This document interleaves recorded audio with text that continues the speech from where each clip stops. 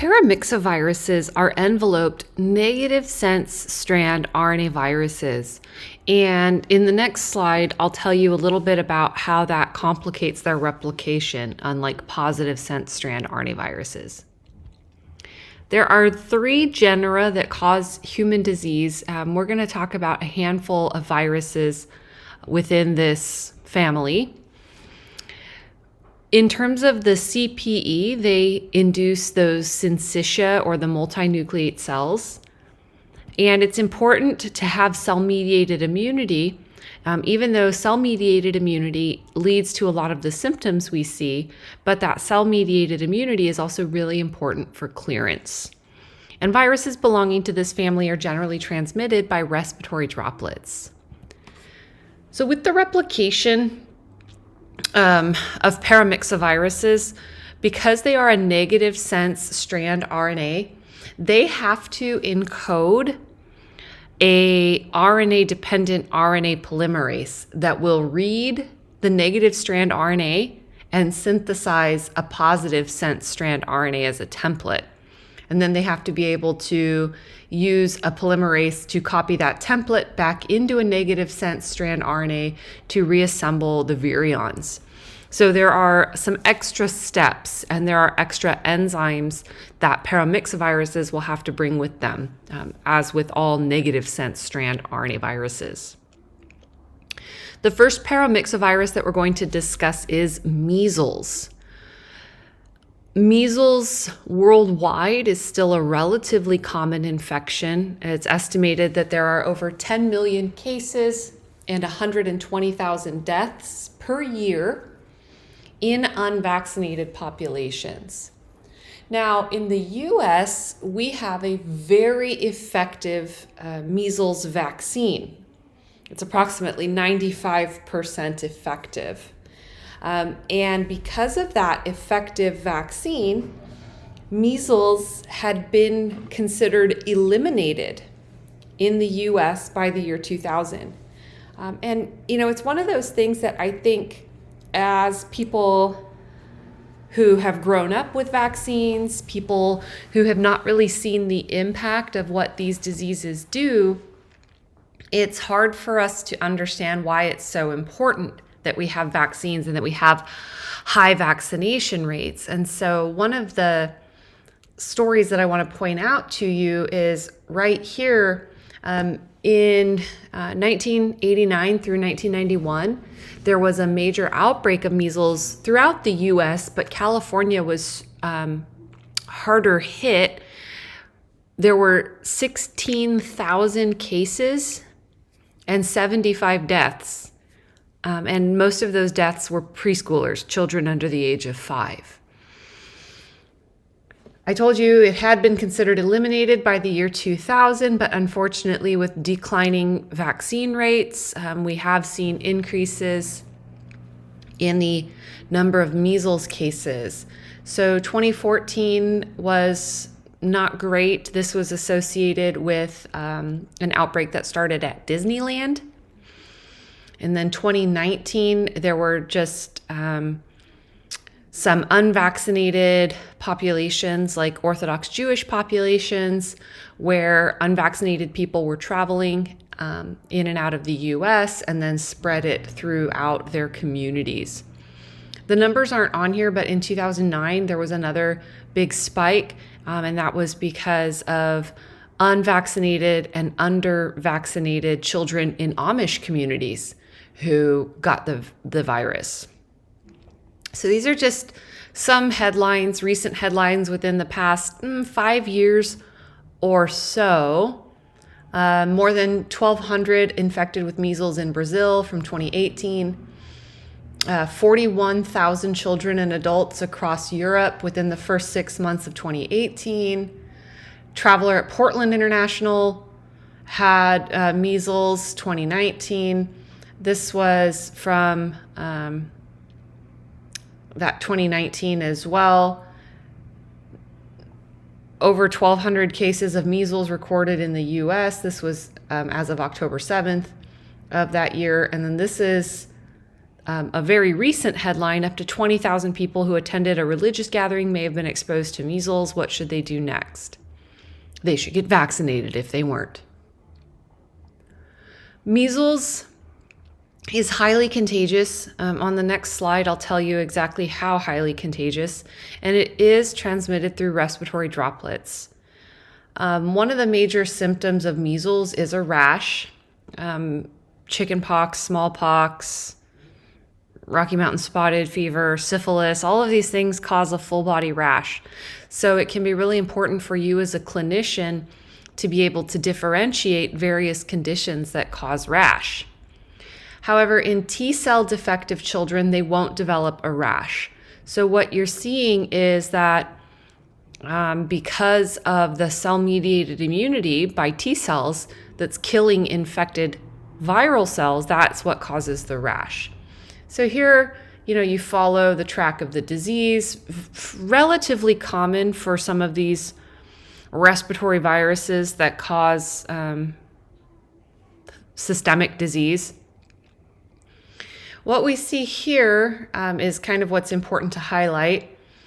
You have the rash, you could have recovery. The majority of patients who get measles are going to recover. It's just a fact. However, there are some patients who develop post-infectious encephalitis, which is caused, you can see it's immunopathologic. It's caused by an overactive response of the immune system. There are some patients who have had measles decades ago, maybe when they were children, and now they're elderly, like really old. And they can develop something called subacute sclerosing panencephalitis. And basically what happens here is that their body never cleared the measles virus. Instead, they have the production of defective measles virions in the central nervous system.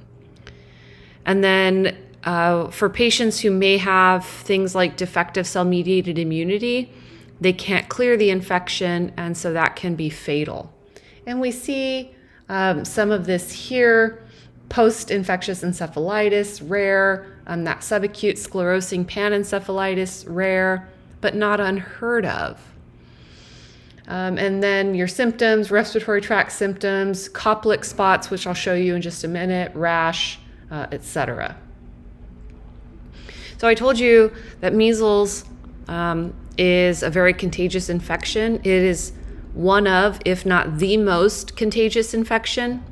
One infectious person infects between 12 and 18 people. So one person can make 12 to 18 people sick. So in an unvaccinated household, generally 90% of patients who are exposed become infected.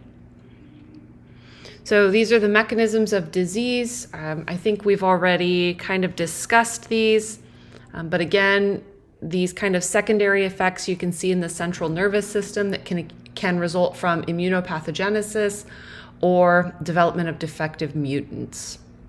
And so here's what measles looks like. You see this patient looks like a teenager, doesn't look thrilled, got the rash, and then these Koplik spots are spots inside the mouth that are kind of these like white rashes.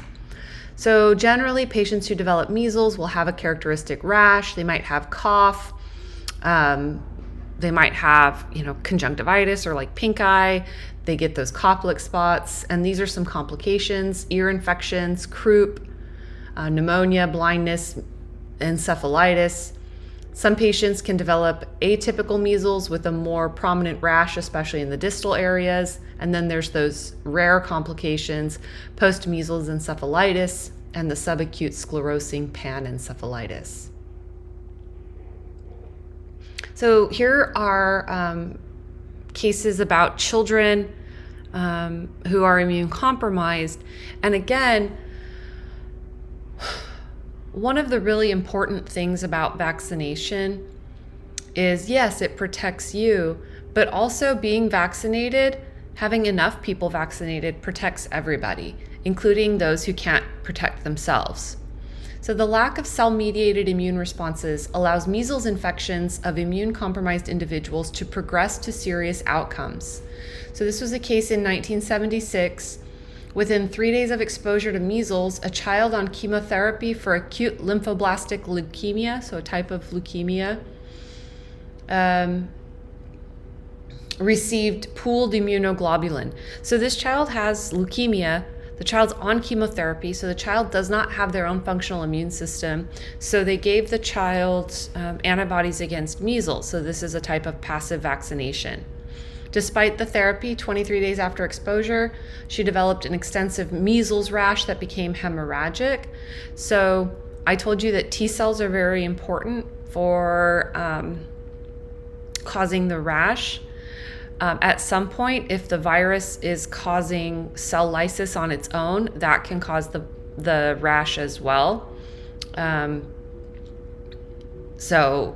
It could be something like that, especially when you're talking about it became hemorrhagic. She had a high fever, she had pneumonia. They were able to culture measles from her nose, and immunohistochemistry identified syncytia in her secretions. She stopped chemotherapy so she could build back her immune system, and received several massive doses of immunoglobulin, and she eventually started to improve. In another case, there was a 2.5-year treatment of a boy who had leukemia, the same type. He suffered a severe herpes simplex virus infection on his mouth and herpes zoster on his body. Remember, that's shingles. During the 3rd year of therapy, he was exposed to measles from his sister, and they gave him those pooled antibodies. After 19 days, he developed mild symptoms but no rash. After 29 days, he refused to go to school and he was misbehaving, and this was not normal. After 9 weeks, he developed seizures, increased drowsiness, slurring of speech, and confusion, which progressed to coma and death within 8 days of the onset of seizures. Serology indicated a lack of measles antibody, so he didn't mount an immune response to it. Autopsy indicated also the presence of cytomegalovirus, but not measles in the lungs. The brain showed extensive degeneration, but no virus was isolated from the sample. Brain sections indicated large inclusion bodies that resembled measles nucleocapsids in the cytoplasm. Immunofluorescence from individuals with subacute sclerosing panencephalitis or anti-measles antibody indicated the presence of measles antigen. So it looked like this kid was going to be fine, but it actually ended up causing that subacute sclerosing panencephalitis, which killed him. These cases illustrate the excessive pathology measles can cause in the absence of a competent T-cell response. The lack of immune control allowed progression of the virus to the brain, in which it or a variant caused pathology leading to encephalitis. So with vaccinations, like I said, you are protecting yourself and your family, and that's great. But it's also something that, as just a general member of society, you should want to do to protect people who are not as fortunate as you to be in good immune health. So the symptoms are characteristic for diagnosis, especially those Koplik spots in the mouth. To be diagnosed, you can use reverse transcription PCR and immune assays. You can look for the CPE in infected cells like we saw in the case study. Prevention is through vaccination. It's a live attenuated vaccine, which makes it challenging to give to people who are immune compromised. But that's why we have to have what we call herd immunity. And in order to have herd immunity, we generally need to see community vaccination rates of 93% or better. And in areas where we don't have that, that's where we have those risks for measles.